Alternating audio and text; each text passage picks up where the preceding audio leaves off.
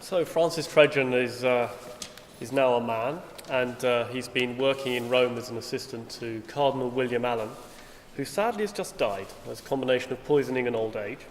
And so Francis is heading back through Europe to Holland, to where some of his relatives are. And he makes a stay of several days in Mantua, in northern Italy, where he meets Claudio Monteverde. To my great surprise, Claudio Monteverde was not accorded the reverence due to a master. He played the viol most excellently and sang to perfection, but his compositions were sublime and remain so today. The second edition of his third book of madrigals had just been published. A musician, whose name escapes me, spent an infinite amount of time attempting to prove to me the faults of composition contained therein. When he finally saw that I considered these faults to be bold flourishes of incomparable beauty, true proof of Monteverde's talent, he declared dryly, "This is what happens when one attempts to make music without having the necessary theoretical foundations. Neither yourself nor Signor Monteverde has the slightest idea of the most elementary rules of this art." I would have liked to point out that it was the beauty of the result that counted, but his purplish complexion made me fearful for his health.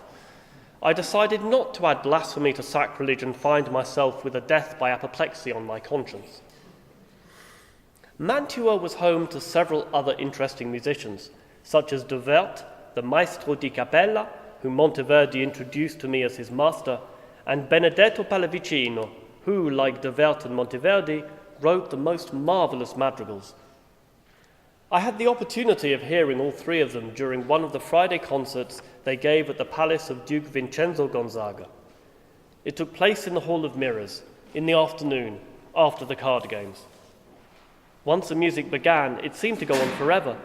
They sang madrigals and played melodies, and the trills, cadences, and passaggi filled me with delight.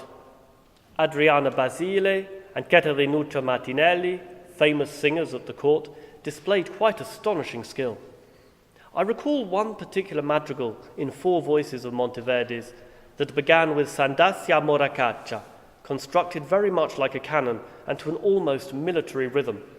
The feeling of the hunt, with all its excitement, was marvellously conveyed. When I returned to my senses after such moments of happiness, I saw that the effect had been achieved by a cunning mixture of declamatory passages, chromatic modulation, and dissonance. Faults, according to that short-sighted theorist whose name I still don't recall. I saw the mastery with which Monteverde stimulated a whole range of emotions that coalesced and commingled, transforming both themselves and the listener in just a few lines, a few moments. In the same concert, we also heard some madrigals by De Wert that were as accomplished in emotion as Monteverde's, yet you could tell the difference between their two musical styles. De Wert was more literary, Monteverde more musical. De Wert's chief concern was the words. The insistent emphasis of the recitative mattered more to him than the shape of his music.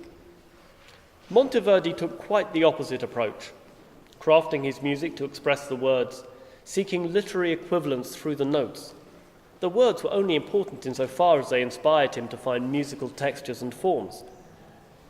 As for Pallavicino, he was yet to compose the madrigals that so overwhelmed me when I heard them years later. His works were beautiful, but followed a traditional style. The decisive moment for me occurred after the second and last of these concerts that I attended. I'd made an appointment to see Monteverde and play him some pieces by English composers he didn't know, including Bird and Morley, but whose music he was curious to hear. He did me the honour of declaring himself transported, as much by my skill as by the pieces I played him.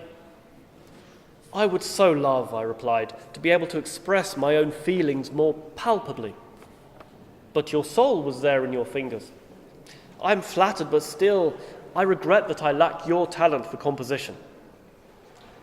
"My dear friend, a skilled musician is as necessary to a composer as water is to a plant, and indeed as a composer is to a musician. Without composers, you would be nothing, but what would we be without you? What use would there be in my producing these chromatic, dissonant pieces you love so much if nobody knew how to sing them? Without anyone to play them, they would sink into obscurity. You are the candle that illuminates the night. Without you, nobody would see anything in the darkness. You consume yourself and disappear, it's true, for music cannot be retained. Play a note, and already it is fading into the past. But time is the stuff music is made of, and it is through you that the Creator gives us a crystallized measure of it. From that day forth, I no longer considered music my passion, but my profession, one which those wise words imbued with a sense of dignity, necessity, and urgency that has never left me.